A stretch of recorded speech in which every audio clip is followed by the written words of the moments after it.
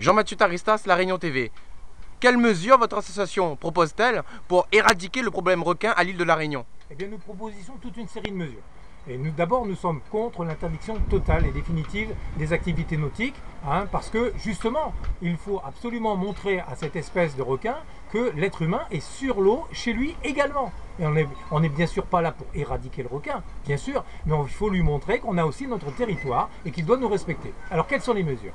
Tout d'abord, et immédiatement, la pose de filets, pas des filets de 40 km comme à Durban, des filets de 50 mètres par exemple, simplement pour faire une piscine d'eau de mer sur les plages familiales, afin que les marmailles puissent se baigner sans difficulté et sans risque, mais des filets en acier, il y en a comme du même modèle que ceux qui sont pour la route du littoral, ça coûte pas très cher, et on en a même en stock. Des filets qui sont posés à demeure, c'est-à-dire qu'on n'enlève pas tous les jours, des filets sur les Roches Noires, plage de Roches Noires, Bouc-en-Canotte, l'étincelle. Ça, c'est la première mesure. Deuxième mesure, faire une pêche préventive de la zone de la baie de Saint-Paul à Saint-Leu pour éliminer les requins qui se sont sédentarisés.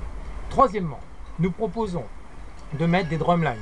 Ce sont des lignes qui ont fait leurs preuves en Australie et en Afrique du Sud. Des drumlines à 200-300 mètres du bord, pour que les requins les plus agressifs, les plus gros, se prennent à ces lignes et sur plusieurs jours, émettent des substances qui vont éloigner les autres prédateurs en leur montrant qu'il y a vraiment un danger ici de s'approcher trop près des côtes. Ensuite, nous proposons à 1 000 des côtes, c'est-à-dire à 1 km 800, de faire le système des drumlines, c'est-à-dire système de Damson, qui a fait ses preuves dans les études Ciguatera 1 et 2, et ces drumlines seraient posés sur plusieurs kilomètres, à 1 000 des côtes, donc 1 km 800 entre Saint-Leu et Saint-Gilles, Saint-Paul.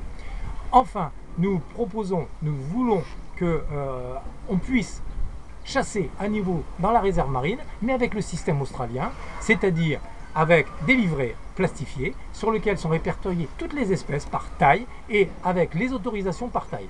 Et ce livret serait distribué à tous les chasseurs sous-marins. Et si un chasseur sous-marin, comme ça se fait en Australie, était pris à pêcher une espèce interdite ou de taille interdite, une sanction énorme du style, les Australiens ils vont pas avoir quatre chemins, ils saisissent le bateau, ils vous mettent une amende terrible. Vous en souvenez toute votre vie. Donc, on veut, nous, la préservation de la réserve marine, mais avec cette autorisation de chasse sous-marine pour que les requins voient que l'être humain est aussi un prédateur et qu'il vaut mieux s'en éloigner. Enfin, les balises jaunes, les balises qui matérialisent la réserve marine, doivent être enlevées. Elles ont un effet DCP évident. N'importe quel pêcheur qui a un sondeur verra sur son sondeur tous les poissons que ces balises jaunes, tous les poissons que ces balises attirent par un effet DCP, donc dispositif de concentration de poissons, que l'on connaît tous au large. Voilà les mesures que nous demandons à tous les décideurs de prendre. En tout cas, je vous remercie pour tout. Jean-Mathieu Taristas, La Réunion TV. Tout a été bien dit, clair et net. Merci.